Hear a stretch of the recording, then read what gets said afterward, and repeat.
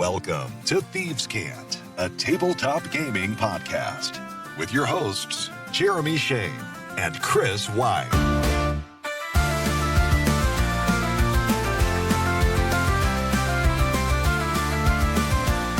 Welcome in and welcome back. It is Saturday, May 31st. Thieves' Cant. Jeremy Shane, Chris White is in the house. How y'all doing? What's up? How are you doing? I'm doing great. I'm doing really good. You've got a devious look about you. Really? Well, you know, last time I saw you was at your place playing a little D&D last week. We mentioned this on the show last week that we were going to play. That's Finally it? getting around to another session and bringing in brand new characters. And you had fun, didn't you? I Say did. it. I did have fun. Now, if you'll recall, towards the end of last week's show, you whispered into the mic that you were going to kill us all. I didn't. You didn't, but I didn't. But it came awfully close. You were. Would you say? Were you down to one hit point, or? I have one hit point. Yeah. That's where we left off in that session. So I'm just happy to be playing. Yeah, exactly. It's good times. So For better or worse. I'm actually revisiting a little 4th edition at home right now with the wife. really, We're going to do a little one-on-one 4th edition. She's going to use some companion characters. The DMG2 in 4th edition gives guidelines on building companion characters, stripped down, not PCs. Yeah. They don't use a class. They fill a role in 4th edition more than they fill a class. So she's going to run with a couple of those, and we're going to see how it shakes out. We're going back into 4E's roots and the Keep of the Shadowfell. So are you? Let me ask you something. Then are you a fan of running two characters? Am I a fan of running two characters like as a player? Yes, as a player. When the need calls for it. I'm not opposed to having another player to keep, or another character to keep up with. Yeah. You know, the idea behind these companion characters in 4th edition is to simplify them, because running one 4th edition character it's a lot to keep up with, right? So the companion character guidelines, an abbreviated version of them, they're telling you essentially you're going to have an at-will power, an encounter power, and a utility power. Mm-hmm. Aside from that, it's like basic attacks. Right. So they are extremely simplified 4th edition characters. Yeah, I can see that. Like, I don't know, like when I run two characters, it's like I have the character I care about and the character that I may not even remember they have a turn. Sure. Like I am just unable to focus on a second character. No. Like I don't know why. Character flaw, maybe? I don't know. Could be. What's going to work well, I think, for this particular campaign, she's going to play a rogue. Mm-hmm. One of these companion characters is going to be, well, it's going to slot into that leader role, and the powers I'm going to choose are going to come from the warlord class. The at-will that I'm choosing, I can't remember the title, but it's the one where you just grant an attack to an ally. Yeah. I mean, this is perfect for a companion Like Commander character. Strike or something Like that, yeah. Sure. So if she's playing a rogue and she's just running around stabbing everything, I mean, why not have a companion character that's just out on the battlefield saying, go ahead and stab something again? Well, yeah. And that's my turn. That's great. Yeah, right? That's great. So your rogue's just better. Yeah. Yeah. So all of a sudden, I am knee-deep in gaming. It's a good problem to have. Hey, coming up in today's show, we step back into the Forge of Creation. We are going to further flesh out our adventure design. In our crowdfunding spotlight, we brave the terrors of the cosmos with a look at a new project from Cthulhu Dark creator Graham Walmsley. That one sounds fun. But first, Chris, let's check out some headlines. All right, we've got new Unearthed Arcana. Have you taken a look at the Psion class? You know, I have not. And I have not heard any feedback on it yet. The first new class that they have rolled out since the Artificer. So we'll see if playtesting bears any fruit for this class, if it becomes official or not. It's got your base class rules plus 4 subclasses. You've got the Metamorph, and we'll take a look at these in just a bit, but the Metamorph, the Psi-Warper, the Psi-Kinetic, and the Telepath. The class uses a pool of Psion energy dice. These replenish after a long rest. The number of dice that you get and the die type increase as you gain levels in the class. They can be used essentially to augment your powers. Mm-hmm. I'm pretty sure that's how the Psion class has traditionally functioned across any edition that it's been featured in. It's always a pool of dice somewhere, isn't there? A pool of dice, a pool of points, and that somehow you are augmenting what you're already able to do. So let's take a look at these subclasses individually here. First one that we mentioned, this is the Metamorph. And this is gross. I don't like I don't like the Metamorph. Here's the description. Your mastery of psionic powers turns inward. Your own flesh becomes like clay to you, and you mold it to turn it into the perfect vessel of your psionic powers. Experience in manipulating your life energy also enables you to adjust the life force of friends and foes alike. Okay. Organic weapons. Basically, you can shape your limbs into weapons. So you could form a bone blade or a flesh maul, or how about the viscera launcher? Oh. So you're shooting bile out of your own, like cannon of an arm or crossbow of an arm. I don't know. Viscera launcher. I don't want this in my party. Right. I guess I'm kind of picturing like Clayface from Batman. Yeah, that's exactly what I have in mind. But it's not the first thing that pops into my mind when I think Psion or psionics. Yeah, I mean, I know things like Bone Blade and stuff like that. In previous versions, we saw them. I mean, that was a kind of it's kind of a trope, I guess, for psionics, but it's not one we ran. It's gross. Regularly. Yeah. That's my only reaction to it. Could very well be the greatest subclass ever designed. I don't know. I just find it gross. You've got the Psi-Kinetic. Oh, no, I skipped the Psi-Warper. The Psi-Warper. They tune their psionic powers to manipulate the space between objects. They're capable of teleporting across the battlefield, creating vacuums in space, never in one place for too long. So they're hopping around and doing their thing all across the battlefield. The Psi-Kinetic says they control their psionic powers like a malleable force. They bend their telekinetic energies into sturdy barriers and strike with the force of a battering ram. Okay, yeah. All right, so that's a little more direct. Yeah, slamming you with force or protecting yourself with force, right? And then finally, we've got the Telepath. I guess this is your Charles Xavier. Masters of mind magic, using their psionic powers for all matters of the mind, whether they bolster the mental defenses of allies or probe the thoughts of others undetected. A telepath can be a bastion of psionic aid or a crafty manipulator.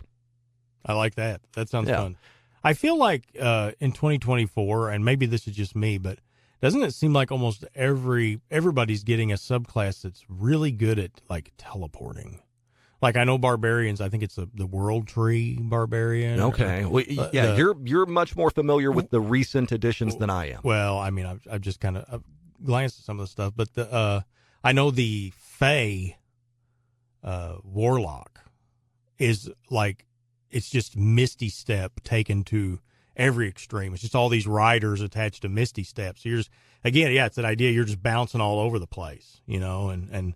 Of course, you have the Shadow Monk that we had before, but it seems like there's a lot more like subclasses focused on that like teleportation movement or something to that effect. Well, if this is perhaps in an overall effort to change battlefield dynamics to maybe increase the amount of action that's happening on the battlefield in terms of movement and mobility, then I'm in favor of it.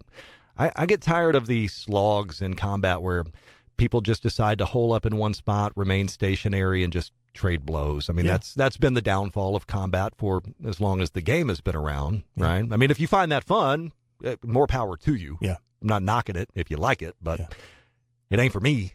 Well, my favorite X-Man was always Nightcrawler. There you go. So, Bamf. Yeah, I mean, I like it. Yep, there we go. Hey, moving on. Daggerheart has finally released. It's on shelves.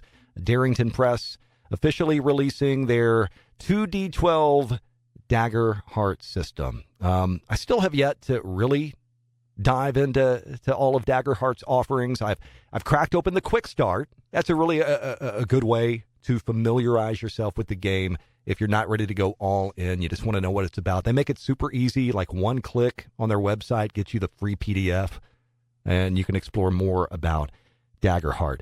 But the core product that's out now, a hardcover core rule book with a set of 279 cards. I love the sound of cards, Chris. I'm out. Sorry, Daggerheart. Yeah, as soon as I saw that it comes with this beefy set of cards that includes different options for abilities and gear and that sort of thing, it's got a little more of my attention than it did before. So the cards drive Chris away, but they are my siren song. We've actually got a little trip planned, the wife and I, to our favorite local game store. Oh, really? Might have to see if they've got a copy of Daggerheart. And that is it for our short news segment this week. Chris, let's jump over to crowdfunding.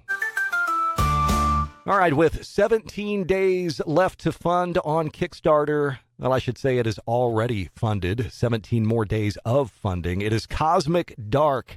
This is from Graham Walmsley. He is the creator of the award-winning Cthulhu Dark. I don't know if you've heard of Cthulhu Dark. I have heard of it. Yeah. I don't know a lot about it. It is a rules-light Cthulhu system. So instead of Cthulhu Light, Cthulhu Dark. Oh. So they're okay. They're All in right. the clever turn of phrase. So he now brings us Cosmic Dark. In the far reaches of the galaxy is a bleak region of space dominated by a golden scar-like object known as the Glitch. And this is where the big corporation that you work for, where they have sent you until you leave or die or lose your mind. It's a game of weird space horror set in a universe in which life, technology, and reality become twisted and wrong. I'm intrigued already, but here's where it really gets me, Chris. There's no character creation or setup for the game. You start playing straight away. You make characters and worlds as you go. Uh-huh. And the rule book takes you through what they call a surreal and disturbing story, teaching you the rules as the horror unfolds. Wow, that sounds interesting. Any role-playing game that lets me play out of the box, so to speak, Yeah. I'm immediately attracted to. Straight to the fun. Roughly $50 will get you the Cosmic Dark book in hardback with 180 pages of rules, scenarios, and guidance. That'll come with the PDF. If you're interested in just the PDF, you can grab that for just around $20. Now, this doesn't come with any cards. No cards included. No. Does that make it more Why don't attractive? you go buy this one when you go to your local game store? Bring Again, this one back. that is Cosmic Dark, again, on Kickstarter. Now, that one sounds cool. Should mention, by the way, as long as we're talking about crowdfunding, World's Largest Dungeon is now officially funding. Okay. We've talked about that one. Rodney Thompson's Neon City Outlaws is now funding. This is a follow-up to Dusk City Outlaws, which he put out, his game company, Scratchpad Publishing. That funded, was that 2017, 18, somewhere around there. And that was like your medieval heist game. Okay. And so now Neon City Outlaws, it's kind of his cyberpunk version Oh, yeah. of the approach. Okay. All right, that'll do it for crowdfunding. Time to head back into the Forge of Creation.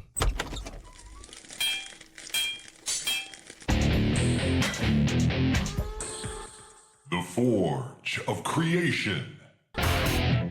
All right, for the last couple of weeks in the Forge of Creation, we have endeavored to design an adventure. We are using the Tome of Adventure Design written by Matt Minch. That is from Mythmere Games. Apologies to Matt there. That's a mouthful, though. Well, this book is it's a mouthful. I dare you to try to fit this entire book into your mouth. Give me that thing. The Tome. I've been underestimated before. Oh, my. He's unhinging his jaws. Many a buffet has fallen. It is a massive tome this Tome of Adventure Design. Here's what we know to this point. This forest that the PCs have been hired to map out has what we've determined as 5 areas of adventure. Am I phrasing this correctly? How would you phrase this? 5 places of interest? Yeah. Hotspots. Hotspots. Yeah. That the PCs will either discover or be led to. We know that there is a massive fallen tree in the forest. Massive fallen tree that has opened up a cavern complex that, and we don't know how large it is, but somewhere in that cavern there are streams that are crossing, and we think that there might potentially be maybe some transformative powers where those streams cross. Maybe a portal. Mm-hmm. Mm-hmm. Yeah, we talked about that. Okay, so that's one area. We've got a giant anthill. There are ants carpeting a section of the forest floor, carrying all sorts of refuse, odds and ends. Mm-hmm. And if the PCs track these ants, they'll discover this giant anthill, like big enough for the PCs to explore. That's how big this thing is, right? Yeah. There is a clearing, a carefully cleared clearing, very well manicured. It's been kept up. It's clear that someone is keeping up this area, and there are piles of bones in this clearing that are forming some sort of a wheel. We think that this is an oracle of some sort. Yeah. Bonehenge. Right? That's right. Yeah. There is also, and this is key, an abandoned mine deep within the forest. Mm-hmm. Yeah. There are ruins, and we determine that the ruins are a mine. So more to be learned about that.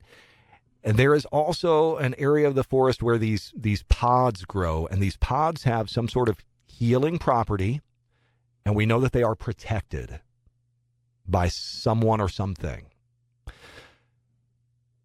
So that's the general idea for each of these areas. Each of these are ripe to be fleshed out further. Maybe we need to start with a location that we have lots of questions about. Yeah. Yeah. I keep going back to the massive fallen tree and this confluence of streams that lies beneath it underground. Yeah, that seems significant.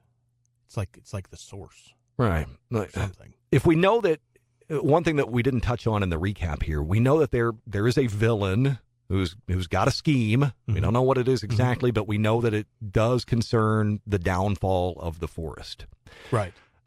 Whether that is the ultimate goal or whether that is simply a step in his plan, we don't know. But the forest has got to fall per the villain's plan. Right. If we've got a massive fallen tree, it does make it a logical place to start, I think. Yeah. Some of the questions that I've got: how large is the cavern complex beneath the tree? How large does it need to be? Is this confluence of streams, is it a portal to the Fae? Or, if not the Fae, some other realm? It's a portal to another plane of existence. Okay, so I have a theory. Okay. This just popped into my head, so you know it's going to be good. It's well thought out and manicured. But what if, so we have this forest of some renown. Again, this thing has resisted the coming of civilization for the most part. There's some scars here and there, like an old mine and things like that. But for the most part, civilization has not been able to encroach. We were sent to find a way through it, right? So what if this confluence of these streams is a portal, but rather than feeding into, it's feeding out of? So what if, like, the Fae was leaking into the forest? That makes sense. That makes sense, because a follow-up question that I had, if this is indeed a portal, if that's the route that we go for this confluence of streams, what has come through? What has come through? Yes. And here's another thought that I think lines up with everything that we've got working here. A lot of portals often have a portal key, right? Yeah. What is the key for this particular portal? I don't know exactly what it is, but I think it's small enough that some ants could have carried it away. Oh, okay. I like it. So if part of this adventure is going to involve maybe sealing this portal off so that whatever's getting through, whatever's leaking through, as you said, can't anymore. Well, we got to find that portal key. Yeah. Okay. Well, let me take this a step further and confuse things more. Okay. What if it's not clear that the right answer is to open or close the portal? Yeah. So we have an antagonist that's trying to damage the forest, right? So what if suddenly his decisions become gray? What is his interest in the portal? Is it possible that the party was actually working against someone who was trying to do good to get this thing closed? Or is it possible that his intentions are evil and there's a reason why he wants access to or to close this portal? Okay. Like a lot of questions, maybe a little ambiguity in it. Right. No, I like this, though. A lot of open doors right now. All right. Besides the portal to the Feywild. Yeah. We're going to lock in this portal. Yeah. All right. So it is a portal. So I feel like the cave complex needs to be pretty big. So a decent enough size to explore, to get some clues and some hints that something otherworldly. Plus, we have a lot of things feeding into this. Yeah. And just as they're feeding in, apparently the Feywild might be bleeding out a little bit. Okay, so do we like the idea that this location can connect with the anthill location? Absolutely. Now it all feels like everything should be connected. Right. Like tendrils going out. So is it in bounds then to say whatever the thing that layers in the anthill is came through this portal, and now it has native life doing its bidding? Oh, yeah. Yeah. You know, we created in our first foray into the Forge of Creation, in an early episode, we created this beetle dragon thing. Oh, yeah. Could it This be? would be a really good spot for it. I mean, it would have to be a big anthill. Right? To house this thing? Yeah, but wow. I mean, just imagine like going through this anthill and all your encounters with giant ants and all sorts of crazy stuff you might come across, and then you get down to the bottom and there's this beetle dragon that's vomiting, festering egg something ichor all over you. Yeah, that sounds awesome. Right? So we've got a little bit of the story clarifying itself here. Something comes through the portal, finds its way into the forest. Maybe that is what uprooted this tree. It comes through the portal, and coming up from the earth, the tree falls. Oh, yeah. This thing emerges. Leave some evidence of that. Sure. Let the party try to work through it. Oh, right. yeah. Right. Okay. Show some signs of something clawing its way from the earth. The tree itself is scarred. Yeah. And now it has kind of claimed dominion over the forest or some part of the forest. And again, it's got at least some of the insect life working for it. I really like that. Okay. Yeah. Rather than just standard minions. Yeah, this thing's got bugs. It's got bug friends. I like it. Yeah, I mean, that really certainly flavors this aspect of the adventure in a very specific thematic way with all of the bug life. It does. I dig that. And it feels like a lot of this is almost going to be like an overlay map of the forest. Is all of a sudden we're having this web of connections. You know, all of these rivers are feeding into this confluence where the portal's at. And it's like, it feels like should be holes all over this forest where you could pop out of one and go down another, almost its own personal version of the Underdark, like just sitting underneath this forest, you know, the giant mushroom forest and the giant, you know, whatever it may be, whatever that influence may create. Yeah. You could really go wild with some of this. So on the surface, a lush, dangerous, but fairly normal forest. And then underneath just this pulsing life, be it for good or ill, you know, everything that the Feywild sort of is just that's the root system for this whole thing. And so you can kind of dip into that world for a time as well. So it seems like a lot of these hot spots or these places of interest we talked about, now there's like these veins connecting them. Obviously, under the massive tree, under the anthill, we've got a mine to explore. So potentially all of these regions could connect subterraneously. Yeah. Right. Yes. Right. Exactly. There could be a tie-in So it's like, yeah, you could go on the forest floor and discover the mine or wherever, or you could go into the fallen tree, and start backtracking, maybe up one of these tunnels, and find yourself coming out. You wouldn't even know it in this ancient mine. Yeah, multiple access points for all of these different hooks. Yeah. I think that's important to good adventure design rather than just being on the track from point A to point B. Yeah. And think about how different this adventure could run. You could have players that just focused on the surface and everything there, or you could have some that focus on the subterranean, or both. Interesting. Okay. I don't think we're going to get much further than this massive fallen tree site this week. What else do you want to shore up about that? I love your idea about this huge creature and fairly clear indications that, if the party's paying attention, they can find the clues that something huge came out, and part of it coming out was knocking down this massive tree. Right. And so that's a lot of foreshadowing for an encounter yet to come. Yeah. So as they begin to explore that anthill, and they see indications that maybe whatever happened at the tree is here, that's scary, right? Right. It ratchets up the tension. Right. Because then it's like all of a sudden you start making your way down this anthill, and it's like, what is down here? Right. What the heck is this? Right. Oh my gosh, I just had an okay, idea. Yeah. Are you ready for this? Hit me. I talked about like giant ants and stuff in the anthill, but remember the beetle dragon, its ability was it basically could, I don't know what the right word is, incubate.